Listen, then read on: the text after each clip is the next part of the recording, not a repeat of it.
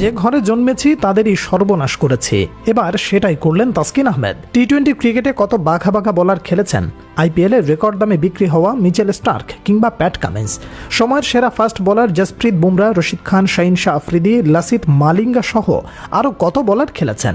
যত খেলোয়াড় এসেছেন তাদের নামের পাশে আছে কত রেকর্ড। তবে এবার সবাইকে ছাপিয়ে তাসকিন যে কীর্তি গড়েছেন সেটা কি কেউ স্পর্শ করতে পারবেন, কিংবা সেটা ভাঙার কথাও কি কেউ ভাবতে পারেন?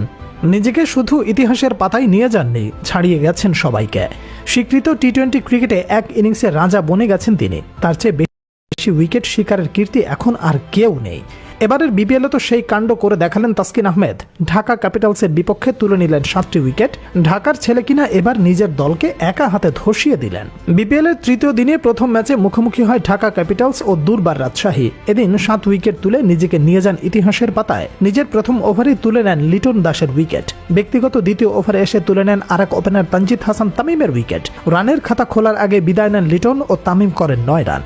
17তম ওভারে বোলিং করতে এসে শিকার করেন আরও 2টি উইকেট। এবার সেট ব্যাটার শাহাদাত হোসেন দীপুকে ফিরিয়ে দেন 50 রানে। একই ওভারে তার আরেক শিকার ছিলেন চাতুরঙ্গা ডিসিলভা। এরপর ইনিংসের শেষ ওভারে বোলিং করতে আসেন ঢাকা এক্সপ্রেস খ্যাত তাসকিন আহমেদ। দ্বিতীয় বলে বিদায় করে দেন আলাউদ্দিন বাবুকে। তৃতীয় বলে মকিদুল ইসলাম মুগ্ধর উইকেট নেয়ার পর শুভম রঞ্জনাকে ফিরিয়ে দিলে তার শিকার হয়ে যায় মোট 7 উইকেট। তাসকিন আহমেদ এদিন যেমন গড়েছেন বিশ্ব রেকর্ড, তেমনি ভেঙে দিয়েছেন বিপিএল এর রেকর্ডও। এতদিন পর্যন্ত বিপিএল এর ইতিহাসের সেরা বোলিং ফিগার ছিল মোহাম্মদ আমিরের। 2020 সালে রেকর্ড সর্বোচ্চ 6টি উইকেট শিকার করেছিলেন পাক এই ক্রিকেটার। এবার সেই রেকর্ড ছাড়িয়ে গিয়ে 7 উইকেট তুলে নিলেন তাসকিন আহমেদ। এখন থেকে এটাই সেরা বোলিং ফিগার রেকর্ড। এদিকে টি-20 ক্রিকেটে এর আগে দুবার 7 উইকেট শিকারের রেকর্ড আছে। একবার 7 উইকেট শিকার করেন সিরাজুল ইদ্রুস। মালয়েশিয়ার হয়ে চীনের বিপক্ষে এই রেকর্ড গড়েন আন্তর্জাতিক ক্রিকেটে। এছাড়া বিয়ার্সের হয়ে লেস্টারের বিপক্ষে 7টি উইকেট শিকার করেন অ্যাকারম্যান। এবার সেই তালিকায় নিজেকে যুক্ত করলেন তাসকিন আহমেদ।